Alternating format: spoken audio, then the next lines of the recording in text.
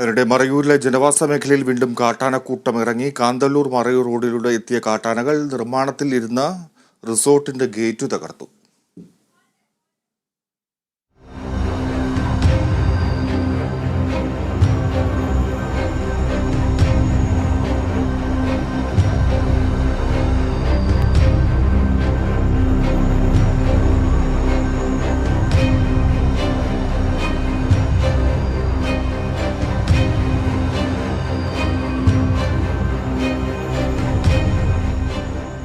ബിനീഷ് ആന്റണി വിവരങ്ങളുമായി ചേരുകയാണ്. ബിനീഷ്, ഈ മഴക്കാലമായിട്ടും കാട്ടാന ശല്യം രൂക്ഷമായി തുടരുകയാണ്.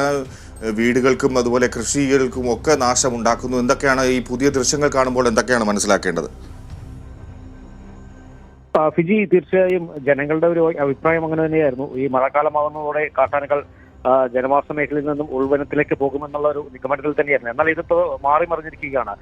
മൂന്നാർ അടക്കമുള്ള പ്രദേശങ്ങളിലെല്ലാം തന്നെ ഈ പകൽ രാത്രിയെല്ലാം തന്നെ കാട്ടാനകൾ ജനവാസ മേഖലയിൽ ഇറങ്ങുന്ന ഒരു സാഹചര്യമാണ് നിലനിൽക്കുന്നത്. ഇത് ഇന്നലെ രാത്രിയാണ് ഈ കാന്തല്ലൂർ മേഖലയിൽ ഇത്തരത്തിൽ കാട്ടാനക്കൂട്ടം കുട്ടിയടക്കമുള്ള കാട്ടാനക്കൂട്ടം ഇന്നലെ ഈ ജനവാസ മേഖലയിലെത്തിയത്. ഇവിടെ നിർമ്മാണത്തിലിരുന്ന ഒരു റിസോർട്ടിന്റെ ഗേറ്റ് തകർത്താണ് അകത്ത് കടന്നത്. ഇവിടെ സോളാർ വേലി എല്ലാം സ്ഥാപിച്ചെങ്കിലും ഇതെല്ലാം തന്നെ നാശം വിതച്ചാണ് ഈ കാട്ടാനകൾ ഏറെ നേരം ഈ റിസോർട്ടിൽ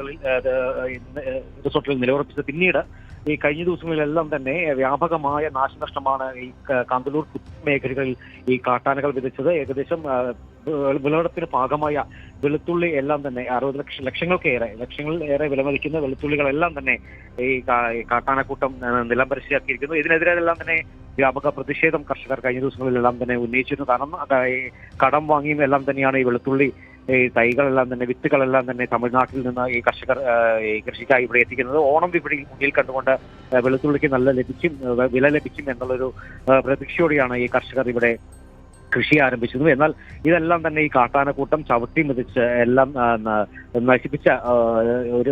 നശിപ്പിച്ചു കളഞ്ഞു. ഏതായാലും ഇതിനെതിരെല്ലാം തന്നെ ഈ കർഷകർ പലപ്പോഴും നിരവധി തവണ ഈ വനവകുപ്പിനെല്ലാം പരാതി നൽകിയിട്ടും യാതൊരുവിധ നടപടികൾ, ആനകളെ തുരത്താനുള്ള ഒരു നടപടികൾ സ്വീകരിക്കില്ലെന്ന് തന്നെയാണ് ആക്ഷേപം വരുന്നത്. പേരിന് മാത്രം വന്ന് വനവകുപ്പ് ഇവിടെ ആനകളെ തുരത്തുന്നു, എന്നാൽ പിന്നീട് ഉൾവനത്തിലേക്ക് തിരികെ മടങ്ങാതെ ഇത് വീണ്ടും ജനവാസ മേഖലയിൽ ഇറങ്ങുന്ന ഒരു സാഹചര്യം നിലനിൽക്കുന്നു.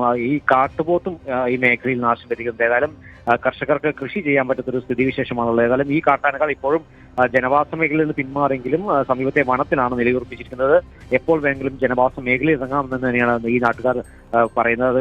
വലിയൊരു രോക്ഷം തന്നെയാണ് ഇവിടെ ഈ കർഷകർ ഉന്നയിക്കുന്നത്. കാരണം ഇവരുടെ കൃഷികളെല്ലാം തന്നെ നശിപ്പിക്കുന്ന ഒരു രീതിയാണ്. ഏതായാലും ഇപ്പോൾ LP സ്കൂളിന് സമീപത്തുള്ള കൃഷിയെല്ലാം തന്നെ വ്യാപകമായി നശിപ്പിച്ചിട്ടുണ്ട്. ഇവിടെ ഇപ്പോൾ ഈ ആപ്പിൾ വിളവെടുപ്പും അതോടൊപ്പം തന്നെ പ്ലംസ്, നിരവധി പഴവർഗ്ഗങ്ങളുടെ കലവറ കൂടിയാണ് ഈ കാന്തല്ലൂർ മേഖല. ഈ മേഖലയിലെല്ലാം തന്നെ ഈ ആനകൾ ഇറങ്ങിയാൽ തന്നെ ഇവർക്ക് വലിയ നാശനഷ്ടം തന്നെയാണ് ഈ കർഷകർക്ക് ഉണ്ടാകുന്നത്. ഇത് മുന്നിൽ കണ്ടുകൊണ്ട് വനവകുപ്പിന്റെ ഒരു ശാശ്വതമായ ഇടപെടൽ വേണമെന്ന് തന്നെയാണ് ഈ കർഷകർ ആവർത്തിച്ച് പറഞ്ഞത്. ഏതായാലും ആനകളെ ഇവിടെ നിന്ന് തുരത്താനുള്ള ഒരു നടപടി സ്വീകരിച്ചെങ്കിൽ സമരമായി രംഗത്തെത്തുമെന്നാണ് ഈ കർഷകർ നമ്മളോട് പറഞ്ഞിരിക്കുന്നത്.